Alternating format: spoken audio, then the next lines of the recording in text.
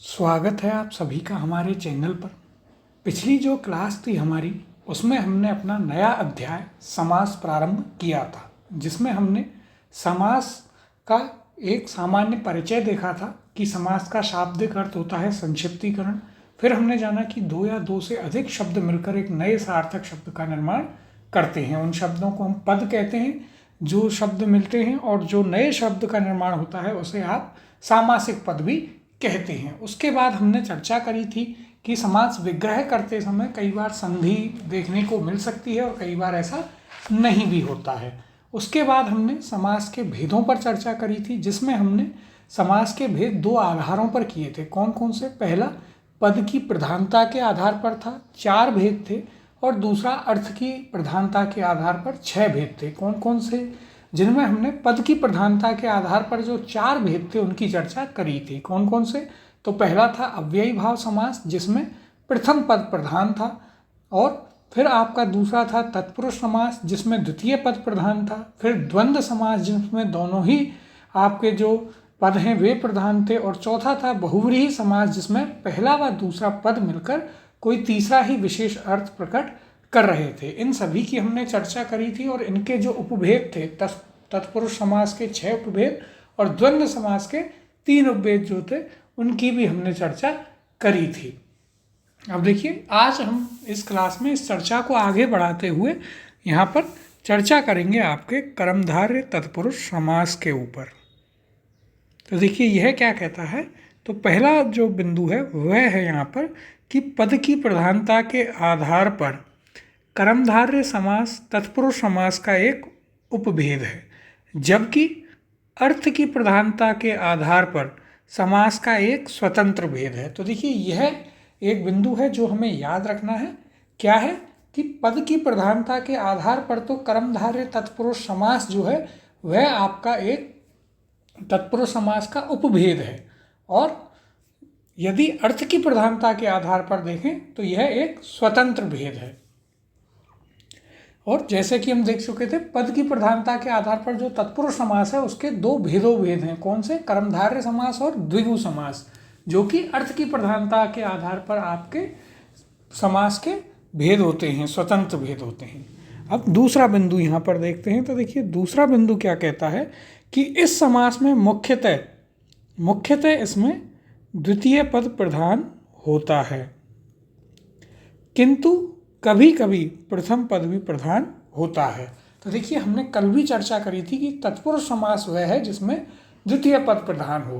तो यहाँ पर हम देख रहे हैं कि यहाँ पर मुख्यतः यानी कि अधिकतर आपको द्वितीय पद ही प्रधान मिलेगा, लेकिन कभी कभी ऐसा भी हो सकता है कि वहाँ पर प्रथम पद भी प्रधान हो। वहाँ आपको लगेगा कि इसमें अव्ययी भाव समास है, किंतु वहाँ पर आपका उसमें कर्मधारय समास होगा। हमने चर्चा करी थी कि अव्ययी भाव समास में प्रथम पद प्रधान होता है, लेकिन वहाँ पर हमें जो पॉइंट याद रखना है अव्ययी भाव में, कि वहाँ पर पद की पुनरावृत्ति हो रही थी, जैसे कि प्रतिपल, प्रत्येक पल।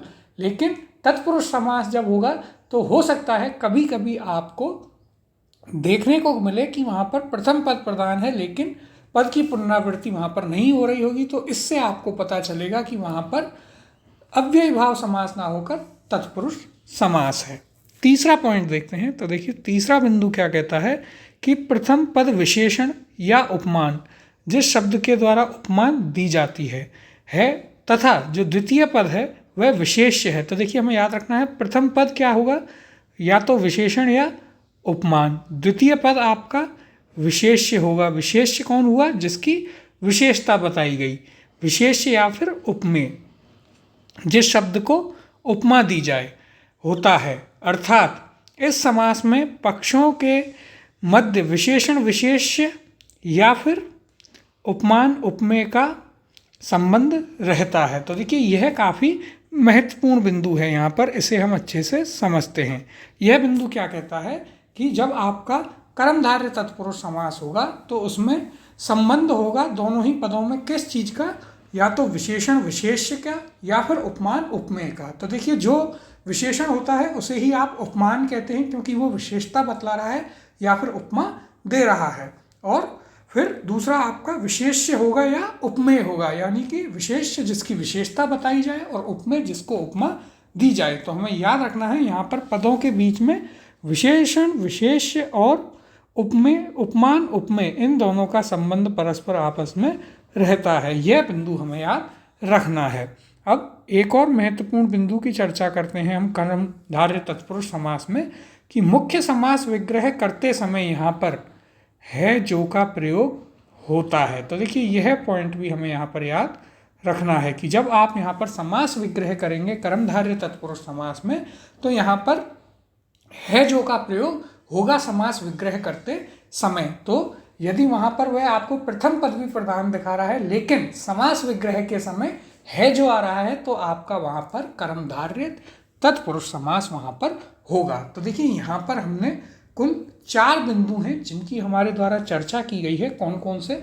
तो पहला है कि पद की प्रधानता के आधार पर तो आपका कर्मधारय समास जो है वह तत्पुरुष समास का एक उपभेद है, लेकिन अर्थ की प्रधानता के आधार पर यह एक स्वतंत्र भेद है। दूसरा जो बिंदु था वह था कि इस समास में मुख्यतः द्वितीय पद प्रधान होता है, जिसकी चर्चा हमने कल भी करी थी।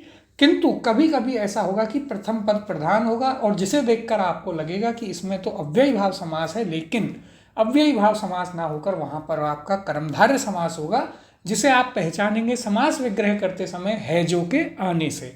फिर हमने चर्चा करी तीसरे बिंदु की, जो आपका काफ़ी महत्वपूर्ण है। यह क्या कहता है कि यहाँ पर प्रथम पद जो है वह विशेषण या फिर उपमान होता है और जो कि विशेषता बताता है या उपमा देता है, और दूसरा जो पद है वह आपका विशेष्य या फिर उपमेय होता है, यानी कि जिसकी विशेषता बताई जाए या जिसको उपमा दी जाए। तो यहाँ पर इन दोनों पदों में जो संबंध है वह विशेषण, विशेष्य या फिर उपमान और उपमेय का होता है। यह एक महत्वपूर्ण बिंदु है जो हमें याद रखना है, सीधा प्रश्न के रूप में भी पूछा गया है। फिर सबसे महत्वपूर्ण बिंदु हमने चौथा जो यहाँ पर चर्चा करी जिसकी, वह था आपका कि यहाँ पर मुख्य समास विग्रह करते समय आपको है जो का प्रयोग देखने को मिलेगा। तो हमें याद रखना है कि यहाँ पर है जो का प्रयोग आपको देखने को मिलेगा। अब हम इस चीज़ को उदाहरणों सहित समझते हुए चलेंगे। तो देखिए यहाँ पर हम कई सारे इसके उदाहरण ले रहे हैं, उनका हम समास विग्रह भी करते जाएंगे और उससे आपको यह चीज़ काफ़ी अच्छे से स्पष्ट होगी कि इस प्रकार से हम कर्मधारय तत्पुरुष समास को पहचानेंगे। तो देखिए पहला आपके पास उदाहरण है महात्मा। इसका समास विग्रह जब आप करेंगे तो यह होता है आपके पास महान है जो आत्मा। तो देखिए यहाँ पर आपको है जो देखने को मिल रहा है। इसी प्रकार से दूसरा उदाहरण है महापुरुष। उसका समास विग्रह है महान है जो पुरुष। इसी प्रकार से तीसरा उदाहरण पीतांबर। पीत है जो अंबर, यानी कि पीला है जो अंबर, पीत है जो अंबर। यहाँ पर भी आपको है जो देखने को मिलेगा। फिर है आपका नीलगाय, जो है जिसका समास विग्रह बनता है आपके पास नीली है जो गाय, वह नीलगाय। तो यहाँ पर भी है जो आपको देखने को मिला। फिर मंद बुद्धि, मंद है जो बुद्धि, मंद है जिसकी बुद्धि नहीं, मंद है जो बुद्धि। तो यह इसका समास विग्रह थोड़ा महत्वपूर्ण है, तो यह हमें अलग से ध्यान में रखना है, क्योंकि वहाँ पर सामान्यतः मंद बुद्धि जब आएगा तो आपके दिमाग में पहला समास विग्रह आएगा मंद है जिसकी बुद्धि, लेकिन नहीं, इसका सही समास विग्रह होता है मंद है जो बुद्धि। इसी प्रकार से अगला उदाहरण है भला मानस। इसका समास विग्रह बनता है भला है जो मानस। तो यहाँ पर भी आपको है जो देखने को मिलता है। फिर देखिए अगला उदाहरण है सुमुखी। इसका समास विग्रह क्या है? तो सु है जो मुख वाली, यानी कि अच्छे है मुख वाली। तो देखिए यहाँ पर भी आपको है जो देखने को मिला। अगला उदाहरण नील कमल। नीला है जो कमल, इसका समास विग्रह होगा जिसमें भी आपको है जो देखने को मिल रहा है। फिर हमारे पास है नवयुवक। इसका समास विग्रह होगा नव है जो युवक। तो देखिए यहाँ पर भी आपको है जो इसके समास विग्रह में देखने को मिल रहा है। फिर अगला उदाहरण है खड़ी बोली। इसका समास विग्रह है खड़ी है जो बोली। यहाँ पर भी आपको है जो देखने को मिल रहा है, जो कि पहचान है आपके कर्मधारय तत्पुरुष समास की। अगला उदाहरण काली मिर्च। इसका समास विग्रह है काली है जो मिर्च। यहाँ पर भी हमें है जो देखने को मिला। फिर है आपके पास महाजन। जिसका समास विग्रह बनता है महान है जो जन, उसे महाजन कहते हैं। तो यह आपका कर्मधारय तत्पुरुष समास का उदाहरण बनता है, क्योंकि यहाँ पर समास विग्रह के समय है जो देखने को मिलता है। अगला उदाहरण है खुशबू। इसका समास विग्रह है खुश है जो बू, यानी कि अच्छी है जो बू। तो यह भी एक महत्वपूर्ण आपका यहाँ पर शब्द है, इसका भी हमें समास विग्रह याद रखना है। खुशबू, खुश है जो बू, और यहाँ पर है जो आ रहा है समास विग्रह में, इसलिए यह आपका कर्मधारय तत्पुरुष समास में आता है। अगला उदाहरण है महालक्ष्मी। महान है जो लक्ष्मी, तो यहाँ पर भी आपको है जो देखने को मिलता है। अगला उदाहरण की ओर चलते हैं। तो देखिए अगला उदाहरण है दुष्चरित्र। इसका समास विग्रह होता है दुस, जिसका अर्थ होता है बुरा। दुस है जो चरित्र, तो देखिए यहाँ पर भी आपको है जो देखने को मिला है, जो कि आपका कर्मधारय तत्पुरुष समास में जब हम समास विग्रह करते हैं तब आपका देखने को मिलता है। अगला उदाहरण है शुभ आगमन। इसका समास विग्रह है शुभ है जो आगमन, तो यहाँ भी आपको है जो देखने को मिल रहा है। अगला उदाहरण है सज्जन, जिसका समास विग्रह है सत है जो जन, तो यह यहाँ भी आपको है जो देखने को मिल रहा है। फिर है आपके पास महादेव, जिसका समास विग्रह है महान है जो देव, तो ये आपके कर्मधारय तत्पुरुष समास का उदाहरण बनता है। अगला उदाहरण है नीलकंठ।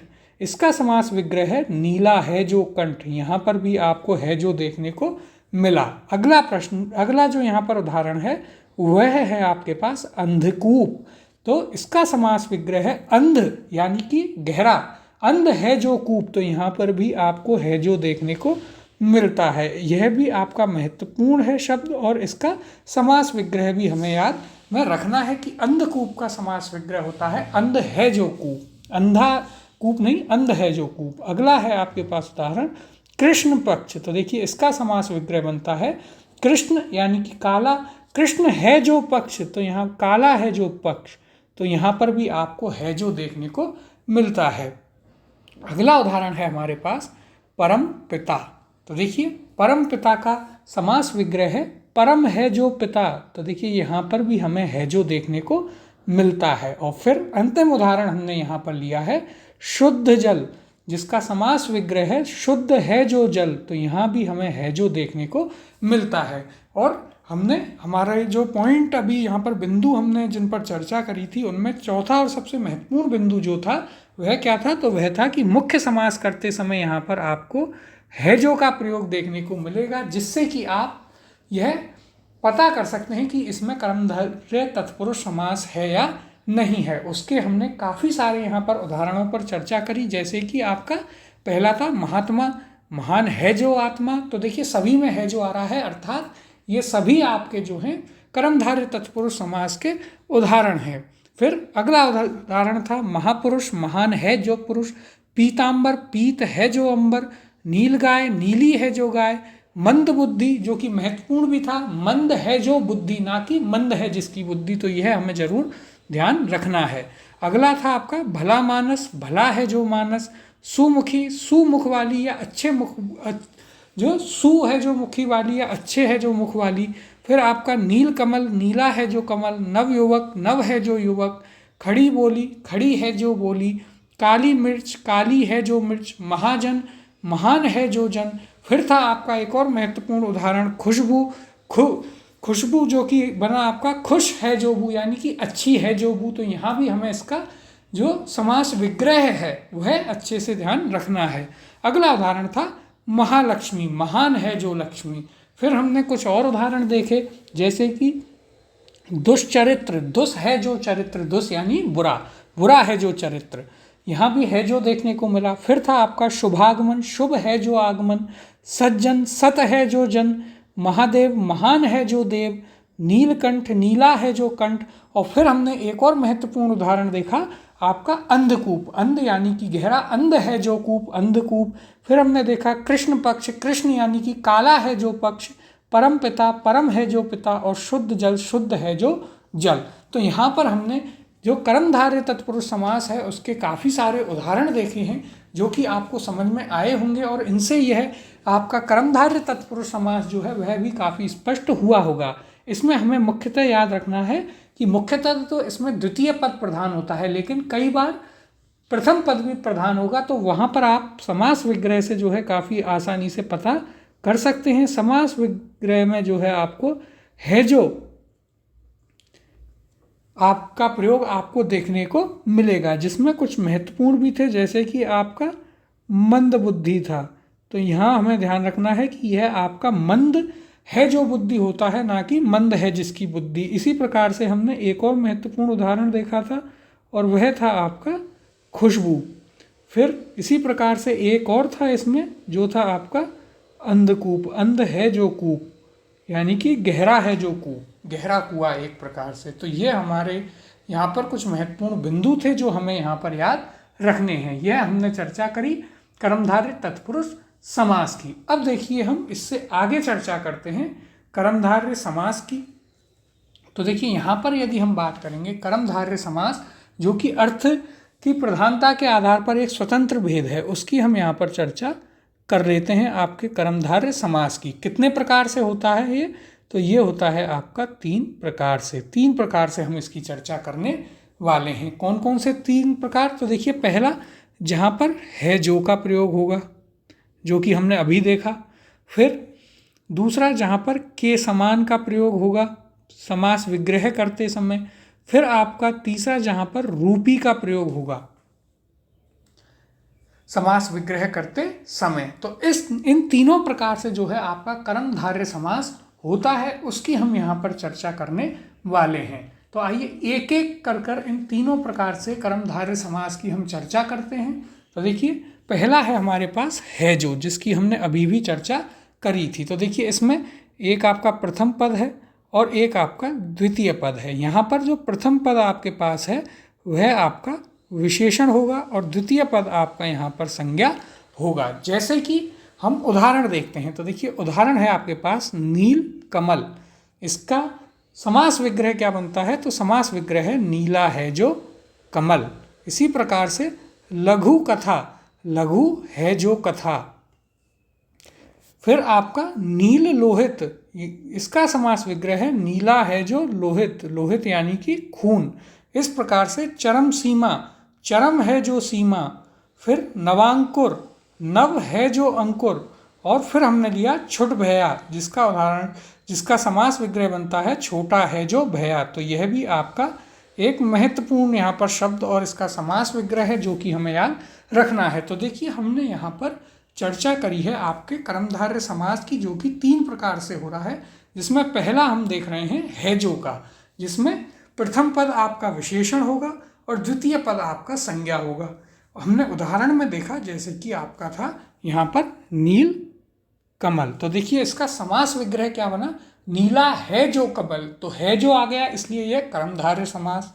और यदि आप यहाँ पर देखेंगे तो नीला एक विशेषण है और कमल यहाँ पर संज्ञा है। कमल की क्या विशेषता है? कि वह नीला है। तो देखिए यहाँ पर यह चीज़ हमें स्पष्ट हो रही है कि यह संज्ञा है और नीला आपका यहाँ पर क्या है? तो नीला आपका यहाँ पर एक विशेषण है। तो जिसमें है जो समास विग्रह में, जब कर्मधारय समास में आप समास विग्रह करेंगे और है जो आ जाएगा, तो हमें वहाँ पर यह पता रहेगा कि पहला वाला आपका विशेषण है, विशेषण यानी कि आपका उपमान है, और दूसरा आपका संज्ञा है यानी कि विशेष है, जिसकी विशेषता बताई जा रही है यानी कि उपमेय है। तो हमने जो तीसरा बिंदु की चर्चा करी थी कि प्रथम पद विशेषण या उपमान होता है और द्वितीय पद आपका विशेष या उपमेय होता है, यानी कि दोनों पदों में उपमेय, उपमान उपमेय और विशेषण विशेष का संबंध होता है, वह चीज़ भी आपको यहाँ पर स्पष्ट रूप से दिखाई दे रही है। अब दूसरे प्रकार की बात करते हैं। तो देखिए जब इसमें समास विग्रह करते समय के समान आ जाए तो वहाँ भी आपका कर्मधारय समास होगा, जिसमें जो 2 पद हैं, प्रथम पद और द्वितीय पद। प्रथम पद आपका क्या होगा? तो प्रथम पद यहाँ पर आपका संज्ञा होगा और द्वितीय पद भी संज्ञा होगा, जिनमें उपमान उपमेय का संबंध होगा, यानी कि एक संज्ञा दूसरे की यहाँ पर विशेषता बता रही होगी, तो उनमें उपमान उपमेय का संबंध यहाँ पर होगा। इसे अब हम उदाहरणों से समझते हैं कैसे। तो देखिए पहला उदाहरण है चंद्रमुख। इसका समास विग्रह बनता है चंद्र के समान मुख। तो देखिए यहाँ पर के समान है चंद्र यानी कि चंद्रमा, यह भी आपकी एक संज्ञा है। तो देखिए चंद्र यह भी आपका संज्ञा है, और मुख यह भी आपकी एक संज्ञा है। लेकिन आप देखेंगे कि मुख जो है उसकी विशेषता क्या है कि वह चंद्र के समान है, तो यह संज्ञा भी यहाँ पर एक उपमेय के रूप में काम दे रही है, इसलिए यहाँ पर उपमान उपमेय का संबंध है। तो पहला जो आपका उदाहरण है वह हमने देखा है चंद्रमुख। चंद्रमुख का समास विग्रह क्या बना? चंद्र के समान मुख।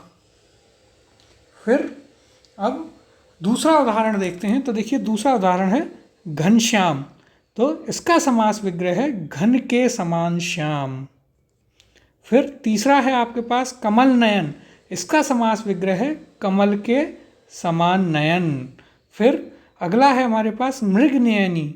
तो देखिए इसका हमें महत्वपूर्ण है, ये इसका समास विग्रह हमें अच्छे से याद रखना है। मृग नयनी का है मृग के नयनों के समान नयन वाली। यहाँ पर सामान्यतः हम इसे ले लेते हैं मृग के समान नयन वाली, लेकिन इसका समास विग्रह है मृग के नयनों के समान नयन वाली। तो यह आपका महत्वपूर्ण है, इसे हमें याद रखना है। अगला उदाहरण है स्वर्णलता। इसका समास विग्रह बनता है स्वर्ण के समान लता। फिर इसके बाद अगला उदाहरण आता है आपके पास कनकलता। इसका इसी प्रकार से बनेगा कनक के समान लता। फिर है वज्रदेह। वज्र के समान देह यानी कि पत्थर के समान देह। फिर है अगला मीनाक्षी। तो देखिए यहाँ पर यह भी महत्वपूर्ण है, इसका भी हमें याद रखना है आपके। क्या इसका समास विग्रह बना? मीन के समान अक्षियों वाली। मीन यानी कि मछली, मछली के समान अक्षी यानी कि आँख, मछली की अक्षियाँ होती हैं, मछली या मीन के समान अक्षियों वाली को कहते हैं मीनाक्षी। तो देखिए यहाँ पर हमने चर्चा करी है आपके कर्मधारय समास, जिसकी आप जो पहचान है वह आपका तीन प्रकार से किया जा सकती है। पहला था हैजो से, दूसरा है आपका के समान से। तो यहाँ पर हमने के समान वाले की चर्चा करी है, जिसमें प्रथम पद भी संज्ञा होगा जो कि आपका उपमान होता है, जिसको कुछ उपमा दी जाती है, और दूसरा आपका होगा संज्ञा जो कोई भी उपमा देगा, उपमेय वह होता है, जिसको उपमा दी जाती है वह आपका उपमेय होगा।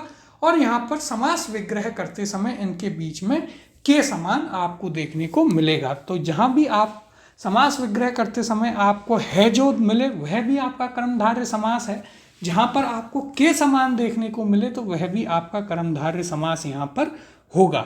इसके हमने उदाहरण देखे। तो देखिए पहला उदाहरण कौन सा था हमारे पास? तो पहला उदाहरण था आपके पास चंद्रमुख, जिसका समास विग्रह बना चंद्र के समान मुख। फिर दूसरा उदाहरण देखा हमने घनश्याम। इसका समास विग्रह था घन के समान श्याम। फिर तीसरा उदाहरण कमल नयन, जिसका समास विग्रह हुआ कमल के समान नयन। फिर हमने चौथा हमारा जो उदाहरण देखा, जो कि काफ़ी आपका महत्वपूर्ण है और हमें याद भी रखना है, वह है आपका मृगनयनी। मृगनयनी का समास विग्रह बहुत ही महत्वपूर्ण है। क्या है? तो मृग के नयनों के समान नयन वाली, यह इसका समास विग्रह है। फिर अगला उदाहरण था स्वर्णलता, जिसका समास विग्रह बना स्वर्ण के समान लता। तो यहाँ पर के समान आ रहा है, जो कि आपका कर्मधारय समास की पहचान है। अगला उदाहरण था कनकलता, जिसका समास विग्रह है कनक के समान लता। फिर आपका अगला उदाहरण था वज्रदेह, यानी कि वज्र के समान देह, जो कि पत्थर के समान देह। और एक और महत्वपूर्ण उदाहरण हमने देखा मीनाक्षी, मीन के समान अक्षियों वाली, इसका समास विग्रह था। तो देखिए इसमें हमें दो समास विग्रह जो हैं वह अच्छे से याद रखने हैं। एक है आपका मृग नयनी। मृग नयनी का समास विग्रह क्या था? यदि इसकी आप चर्चा करें तो सामान्यतः आपके दिमाग में जो आता है वह है आपका मृग के समान नयनों वाली, लेकिन वह गलत हो जाता है और सही इसका समास विग्रह होता है मृग के नयनों के समान नयन वाली, के समान नयन वाली को कहते हैं मृग नयनी। तो यहाँ पर आपके सामने के समान आपको यहाँ पर देखने को मिल रहा है, जो कि पहचान है आपके किसकी? कर्मधारय समास की। और दूसरा आपका जो यहाँ पर महत्वपूर्ण था वह था आपका मीनाक्षी, जिसकी हमने चर्चा करी। हमें इसका भी जो समास विग्रह है वह याद रखना है। क्या होता है इसका समास विग्रह? इसका समास विग्रह होता है मीन के समान अक्षियों, यानी कि आँख वाली, मीन के समान, मछली के समान अक्षियों वाली, यह इसका समास विग्रह होगा।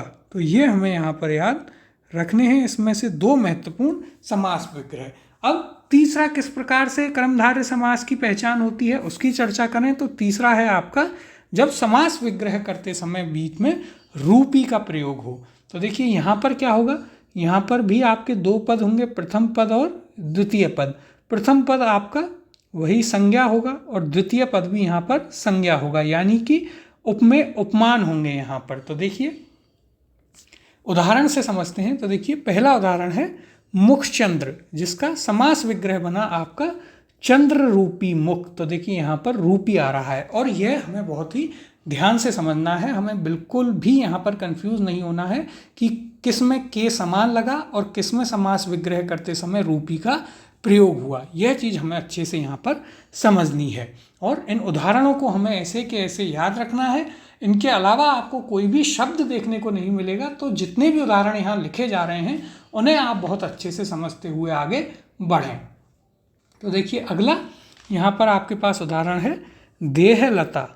लता रूपी देह, ना कि देह रूपी लता। यह आपका लता रूपी देह। तो यह आपका महत्वपूर्ण है, इसे आप स्टार मार्क करें और अच्छे से याद में रखें। अगला उदाहरण है चरण कमल। तो देखिए कमल रूपी चरण, यहाँ पर भी आपका रूपी प्रयोग में हुआ। चरण रूपी कमल नहीं, कमल रूपी चरण। यहाँ पर पहले उपमेय आ रहा है जिसको उपमा दी जा रही है, यहाँ पर कमल की उपमा दी जा रही, तो यह हमें याद रखना है। फिर देखिए अगला उदाहरण है संसार सागर।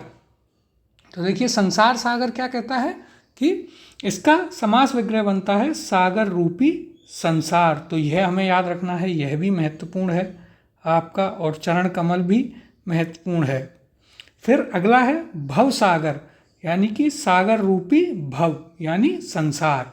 इसके बाद अगला उदाहरण है क्रोधाग्नि, यानी कि अग्नि रूपी क्रोध। क्रोध रूपी अग्नि नहीं, अग्नि रूपी क्रोध। इसी प्रकार से आगे यदि हम उदाहरण देखें तो देखिए आगे है विद्या रतन, जिसका समास विग्रह बनता है रत्न रूपी विद्या। फिर आपका अगला उदाहरण है अधर पल्लव, पल्लव रूपी अधर।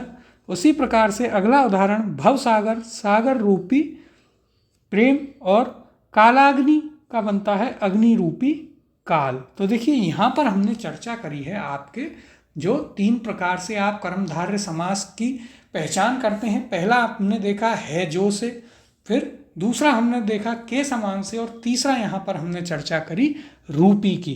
तो यहाँ पर इसमें उपमेय उपमान हमें देखने को मिले जिसके हमने उदाहरण देखे। तो देखिए उदाहरण इसके बहुत महत्वपूर्ण हैं। जैसे कि पहला है मुखचंद्र, तो यह आपका है चंद्र रूपी मुख, इसका समास विग्रह हुआ।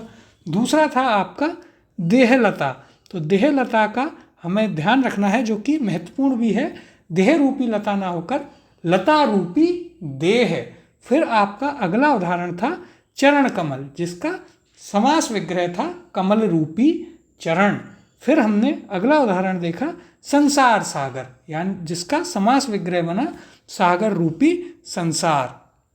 इसके बाद हमने फिर जो इस उदाहरण की चर्चा करी तो वह था आपका भव सागर, जिसका समास विग्रह बना सागर रूपी भव यानी कि संसार। फिर अगला उदाहरण था क्रोधाग्नि, तो देखिए इसका समास विग्रह क्या बना अग्नि रूपी क्रोध। फिर हमने अगला उदाहरण देखा विद्या रत्न, तो इसका समास विग्रह बना रत्न रूपी विद्या। इसके बाद उदाहरण था अधर पल्लव, जिसका समास विग्रह था पल्लव रूपी अधर। और फिर हमने उदाहरण देखा यहाँ पर भवसागर, जिसका आपके पास समास विग्रह बना सागर रूपी प्रेम। और अंत में हमने देखा कालाग्नि, जिसका समास विग्रह था अग्नि रूपी काल। तो यहाँ पर हमने कर्मधारय समास जो है आज उसके ऊपर काफ़ी विस्तार में यहाँ पर हमने चर्चा करी है। और यह चर्चा इसलिए हमने करी इतने विस्तार में जिससे जब भी यह आपको उदाहरण के रूप में आए या जिस भी रूप में आए आप इसे बहुत आसानी से देख करके पहचान सकें। तो देखिए यहाँ पर जो हमें याद रखने हैं महत्वपूर्ण कौन कौन से बताए मैंने आपको तीसरे प्रकार में। तो एक था आपका देहलता, जिसका समास विग्रह क्या बना था? देह रूपी लता ना होकर के क्या बनेगा? लता रूपी देह। तो यह हमें याद रखना है। इसके अलावा यदि हम बात करें तो एक कौन सा था? एक था हमारे पास चरण कमल। तो देखिए चरण कमल जो है, इसमें हमने जब समास विग्रह किया तो क्या बना? तो यहाँ पर आपके पास बना कमल रूपी चरण। और यहाँ पर इसकी पहचान है कि रूपी आ रहा है बीच में समास विग्रह करते समय, तो यह आपका किसका उदाहरण हुआ? यह आपके हुआ कर्मधारय समास का उदाहरण। इसी प्रकार से संसार सागर था, जो कि संसार रूपी सागर नहीं, सागर रूपी संसार बना। तो यह भी हमें एक महत्वपूर्ण यहाँ पर याद रखना है। कौन सा? तो वह है आपका संसार सागर। यह था आपका संसार सागर। इसका समास विग्रह क्या बना? तो इसका समास विग्रह था आपके सागर रूपी संसार, ना कि संसार रूपी सागर। तो यह चीज़ हमें यहाँ पर याद रखनी है।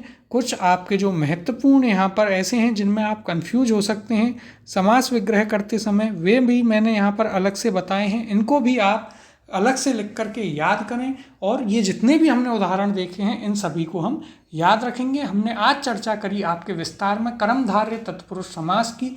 इसके बाद अब हम अगली क्लास में यहाँ पर चर्चा करेंगे आपके द्विगु समास की। काफ़ी जो विस्तार में उसकी चर्चा करेंगे, उसके सारे उदाहरणों को देखेंगे, और फिर हम चर्चा करेंगे आपके द्वंद्व समास की, उनके जो तीनों प्रकार हैं उनकी, तीनों भेदों की, और उनके उदाहरण की, कौन कौन से उदाहरण उसमें आ रहे हैं। अगली क्लास में हम आपके द्वंद्व समास और द्विगु समास के ऊपर चर्चा करेंगे।